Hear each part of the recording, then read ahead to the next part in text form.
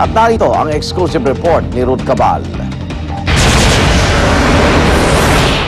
Ito ang mga medical abstract, certificate at iba pang dokumentong sinumite ng kampo ni Arroyo sa Korte Suprema. Sabi ng orthopedic surgeon mula sa Philippine Medical Association na si Dr. Leo Olarte, makikita raw sa x-ray ni Arroyo bago pa siya maoperahan na talagang may iniinda itong sakit. Pero sa pinakahuling x-ray round nitong Oktubre, makikitang naging matagumpay naman ang 3 surgery na ginawa sa kanyang spine.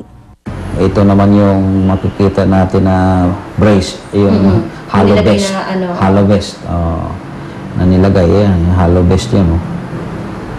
Kita natin yung plate, yung bakal. So as of the last niya na October 18, anong nakikita natin, sir?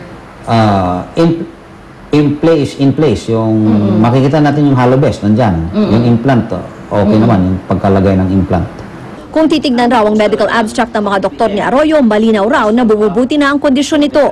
Sa medical abstract ng orthopedic spine surgeon ni Arroyo na si Dr. Mario Ver, sinabi nitong sa huling check-up nito noong October 20, may tumutubo ng buto sa spine ni Arroyo.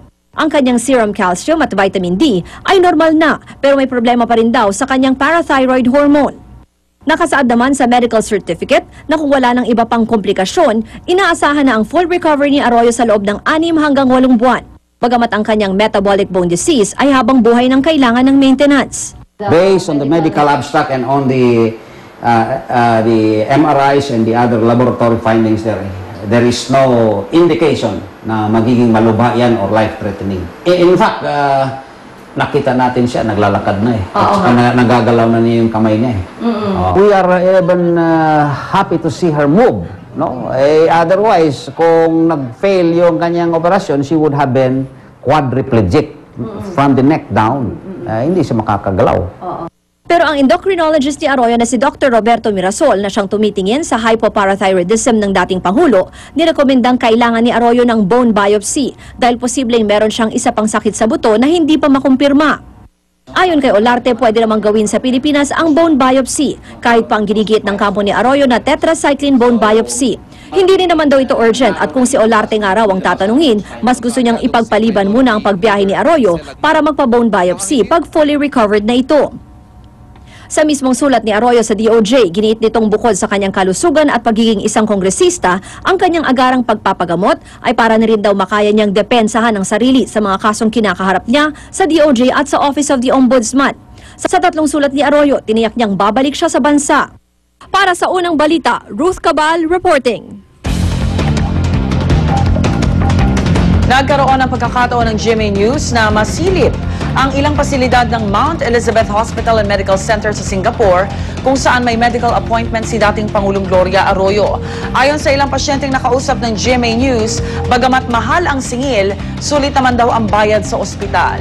Mula sa Singapore, narito ang report ni Rauna Crisostomo. Sa Sabado na ang susunod na appointment si dating Pangulong Gloria Arroyo dito sa Mount Elizabeth Hospital and Medical Center sa Singapore. Yan ay matapos makansela ang mga nauna sana niyang check-up dito sa Mount Elizabeth Hospital. Una nang sinabi ng kampo ng dating Pangulo, di raw basta-bastang bone biopsy ang kailangan niya para sa kanyang bone disorder na hypoparathyroidism. Ang kailangan daw, tetracycline bone biopsy. Sa procedure na ito na pagkuha ng specimen sa buto, kailangang uminom ang pasyente ng fluorescent labeled tetracycline, isang uri ng antibiotic na inaabsorb ng soft bones. Kapag sinuri ang specimen, umiilaw o nagiging fluorescent ang soft bones at nakikita kung gaano kalaki ang itinubo ng buto. Sinikap namin alamin sa Mount Elizabeth Hospital kung kabilang ang uri ng biopsy na ito sa mga serbisyong available sa kanila, pero tumanggi muna silang magbigay ng pahayag. Sa kanilang website, makikita ang kabilang sa mga isinasagawang procedure sa ospital ng needle o open biopsy. Ang Mount Elizabeth Hospital ang isa sa mga pinakamahal daw sa Singapore. Ang pag-admit sa may simpleng sakit, ayon sa International Patient Services, umaabot daw sa 1,500 Singaporean dollars o halos 50,000 pesos. Di pa kasama riyan ang mga gamot at bayad sa mga doktor.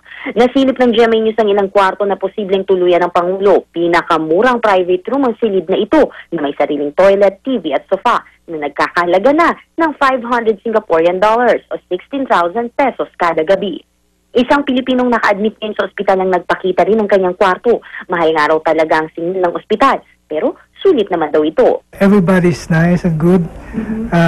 They are the Florence Nightingales of Singapore, but I'm proud to say that a lot of my colleagues from the Philippines have been assisting me. Check na at home rin ang sinumang Pinoy sa ospital na ito dahil 80% ng mga nurse rito mga Pilipino. Mas madali, para lang nasa Pinas. Pero yung mga pasyente, iba lang. Mula rito sa Singapore, para sa unang balita, Rauna Crisostomo reporting. Nasa Bali, Indonesia na ngayon si Pangulo Aquino para dumalo sa ASEAN Summit, pero bago umalis, inatasan niya si Vice President Jojo Marbinay at kanyang gabinete na lagi siyang balitaan sa magiging development ng sitwasyon ni dating Pangulong Arroyo. Darito ang report. Bago lumipad patungong Indonesia para sa ASEAN Summit, mahigpit ang iniwang bilin ni Pangulong Noynoy Aquino sa mga naibang opisyal. Lagi raw siyang balitaan tungkol sa galaw ng kampo ni dating Pangulong Gloria Arroyo na nitong Martes ay nagtangkang umalis sa bansa matapos mag-issue ng TRO ang Korte Suprema sa watchlist order ng DOJ. He told us to assess the situation and then come up with an appropriate plan of action. I assure you na ito talagang hindi ito bibigyan ng pagkakataon ni Presidente na hindi niya kinukonsider. I suppose kahit na nagkakomperensiya yun, lagi na sa isip niya kung ano yung mga developments tungkol dito. Nasa Bali na ngayon ang Pangulo at dahil naantala ang kanyang pagdating, hindi na umabot ang Pangulo sa pagbubukas ng summit. Si Presidential Communications Development and Strategic Planning Office Secretary Ricky Carandang ang tumayong kinatawan ng Pilipinas kasama ang iba't ibang lider ng mga bansa sa Southeast Asia. Sa unang araw ng pulong, ilang mahalagang kasunduan ang pinirmahan. Kabilang dito ang paglulunsad ng ASEAN Coordinating Center for Humanitarian Assistance and Disaster Management, Declaration on ASEAN Unity and Cultural Diversity, at ang Bali Declaration on ASEAN Community in a Global Community of Nations.